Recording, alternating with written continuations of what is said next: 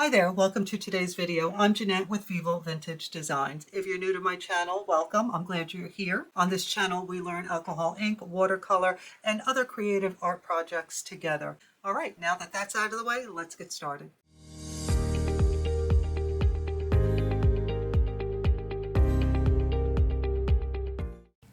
Hello my friends, in today's video we're going to paint another whimsical landscape, and this one is going to be very easy because I want my beginners in watercolor to feel confident that they can achieve a pretty painting. So this is for the beginners, and for those of you who are more advanced, of course, you can add as much detail with this as you like. So first I'm starting out by painting in the sky. So I wet down the area where the sky is, and you can see that as I'm putting down my paint, I'm leaving a lot of white areas, and the paint that I'm putting on top of the water will softly blend, leaving some white areas, making it look like clouds. And I'm using my Kuretake paints, but of course you can use traditional watercolor if you don't have these paints. And I am also painting on my Canson XL watercolor paper. I'm using silver black velvet brushes. And I also added a little darker blue on the top of the sky, and you can see how that's giving me a cloud-like effect. So now I'm going to start painting in some of these little trees. So I'm using this pretty bright olivey green color, and I'm putting that color down first. And once I've covered the entire area, I'm picking up a darker shade of green that I mixed using some of that green and a blue. And I'm just dropping that in at the base of this tree. Now you can see that I have 3 little trees over on that end, but I'm going to skip the center one so that my colors don't blend together because you're painting next to wet paint. So again, I'm filling in the color and with that light green, and then I'm adding a little bit of the darker green at the base while the paint is still wet. Next, we're going to move on to one of the larger trees. And I'm adding that bright light green color again.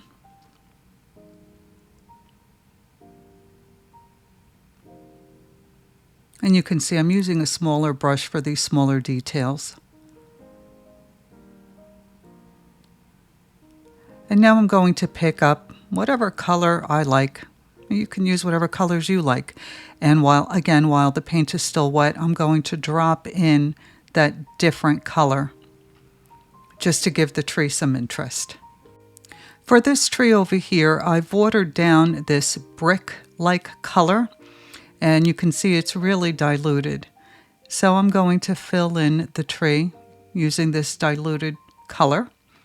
And then at the base, I'm going to pick the color up straight from the palette and add it to the bottom of the tree. And because the upper layer is still wet, that darker, heavier consistency will blend in nicely. Now we're going to start painting in the mountains in the background. And I've mixed some blue and red to create this purple shade. And I'm just going to fill in that area with this color.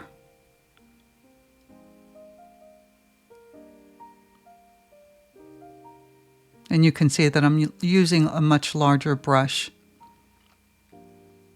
But use whatever brushes you're comfortable working with. It doesn't have to be the same size that I'm using. Now, once I've filled in the area of that mountain, I'm picking up a heavier consistency of that purple that I made, adding a little bit more blue to it, and trying to create a little texture at the base of this mountain.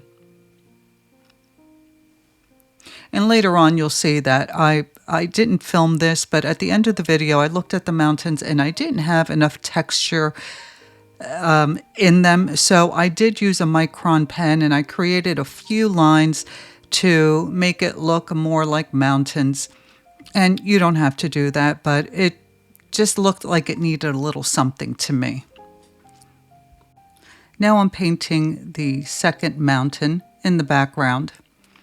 And this is the one that made me feel like I needed to add some lines to make it look more mountainy because even though I added a different shade in there to create some texture, when it dried, it still looked very light and very flat. It didn't have any texture at all.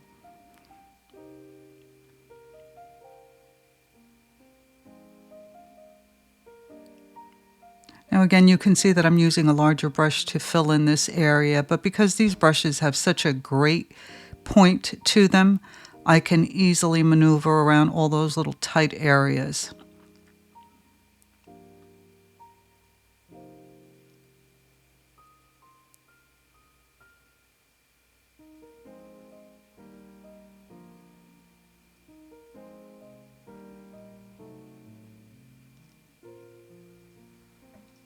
Now, once I filled in the mountain, I went back and started adding some darker purple, a heavier consistency, and just mixing some of the colors that were on my palette to create a darker color. You can see I added a little bit more of that brick red. And I thought I was going to get the texture that I wanted, but I didn't. Now I'm going to start painting the hills in the foreground. And you can see this red that I'm using is a more pinky red as opposed to the other one that seemed to have maybe a little bit more brown or orange in it and made it look more brick-like.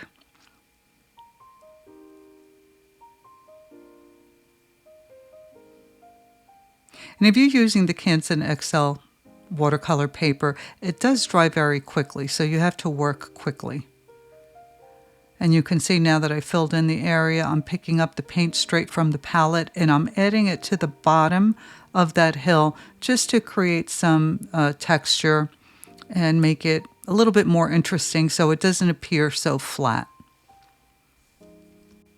And on the other side of this hill, you can see I've done the same thing. I've filled in the hill with the diluted version of that color and then picking it up straight from the palette so it's a heavier consistency and just adding it to the base of the hill, making sure not to paint over that little path. So now that that first tree in the background that I painted is dry, I'm painting the second tree. And I actually wish I had used a different color that would have stood out more against that mountain, but here we are. So I'm using the same color that I used for that first hill that we painted, but I really diluted it. And then you see I'm picking it up straight from the palette, so it's a heavier consistency. And while that paint is still wet, I'm dropping it in at the base of that tree. Now that the two smaller trees in the background are dry, I can paint the one in the middle. And I'm trying to use different shades of green so that each tree stands out individually.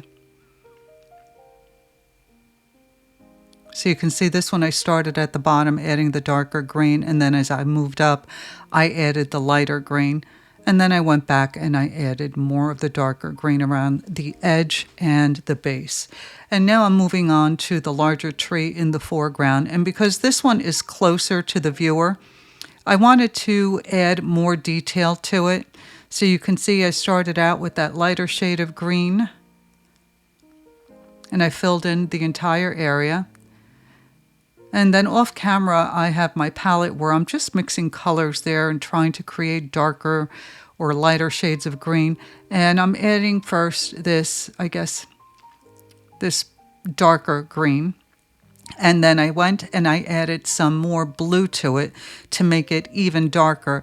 And I added that closer to the base, and you can see that I'm kind of dotting so that it gives the illusion of detail and leaves. Again, because this tree is closer, I wanted it to have a little more detail than the ones in the background. Now I'm going to start painting the water in the background. So you can see that I am wetting down the area.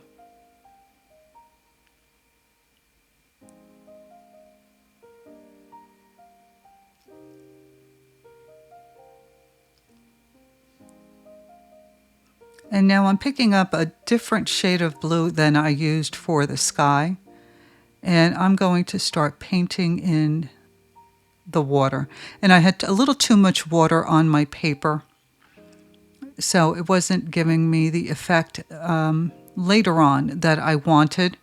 But after waiting a little while, it dried and I was able to successfully make it look like water. Now, these Kuretake paints are not like your typical and traditional watercolor. They do not really blend and move like traditional watercolor, which is the reason that I like them. But if you're a beginner, you may have trouble using these watercolors or these paints because, again, they don't work the same as traditional watercolor if that's what you're used to. So you can see that I'm using the smaller brush and I'm going back and forth and adding lines with the paint and leaving some white space in between so that it looks like the sunshine glistening off of the water, and it gives me some nice highlights in there. And I'm going to continue doing that until I'm happy with the way it looks. Just adding little lines, little dots and dabs.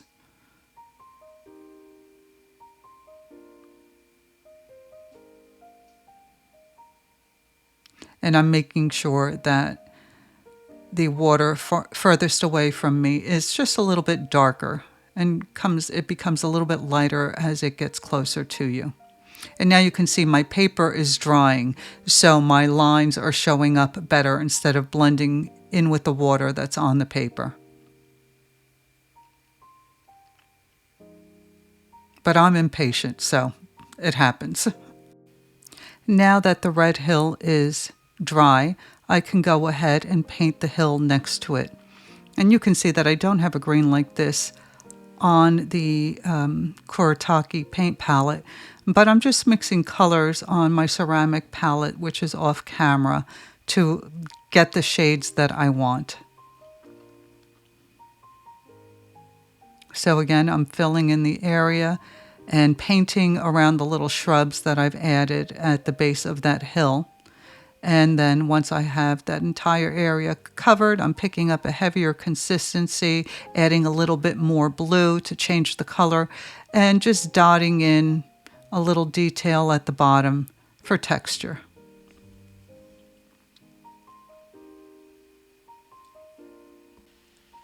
And for this hill in the foreground, you can see that I've used the same technique as I did for the other hills. Now I'm going to start painting the little shrubs next to the house.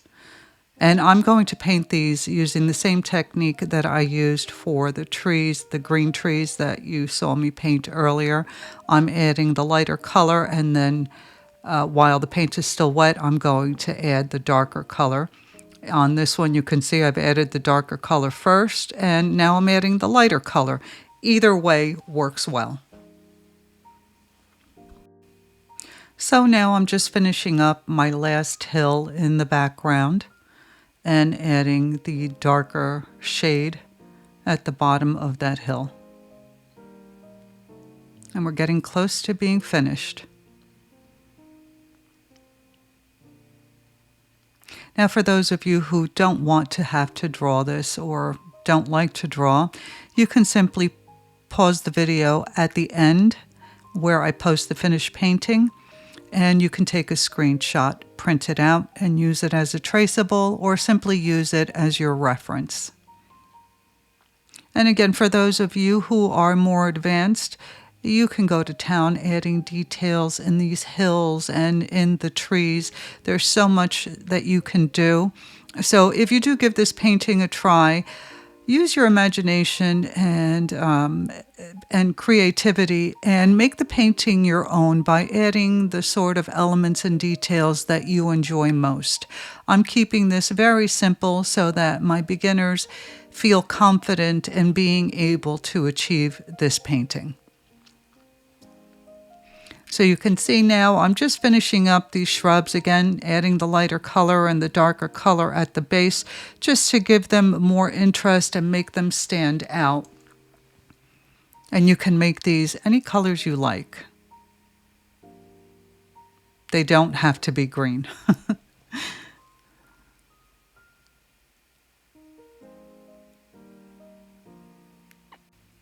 While you watch me paint the roof of this house, I'm going to remind you that all the products used are listed in the description box just below the video.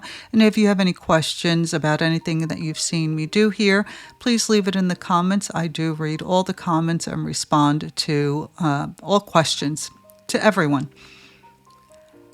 And I hope that you consider joining our Facebook group, Vivo Vintage Designs, where you can post your versions of the paintings and techniques learned on this channel. I love it when you share your versions of my paintings. So please consider joining. I would love to see you there. Also, don't forget to like, comment, and consider subscribing.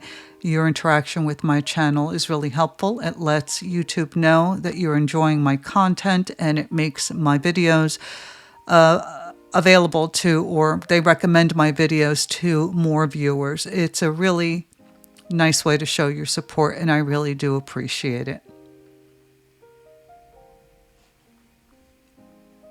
Okay, moving right along, we're going to finish these little shrubs down here at the bottom.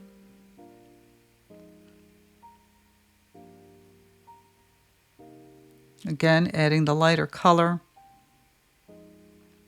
and then picking up the darker color. And while the paint is still wet, I'm adding it around that area. Okay, so I finished the painting. I added the path and I painted the little hut this very light color. And now I'm using a 03 micron pen. And because this paper is pretty smooth, you get a nice steady line, not like when you're using cold press paper and the micron pen skips around. When you use the smooth paper, it writes very smoothly. So I'm using one with a smaller nib, and I'm tracing all the elements, or rather outlining all the elements of the painting to define them a little bit more. And I'm also going to use this micron pen to add the details in some of the trees and shrubs. So you can see here I'm adding trunks and some branches to these trees and shrubs as well.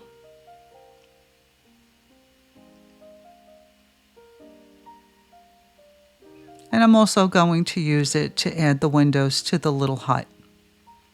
And now here's my favorite part, removing the tape. I want to thank you all so very much for watching. I hope that you have enjoyed this and that you give it a try.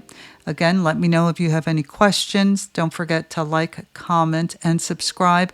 And I do hope that you consider joining our Facebook group, Vivo Vintage Design Tutorials, so you can share your versions of the paintings and techniques learned on this channel with me.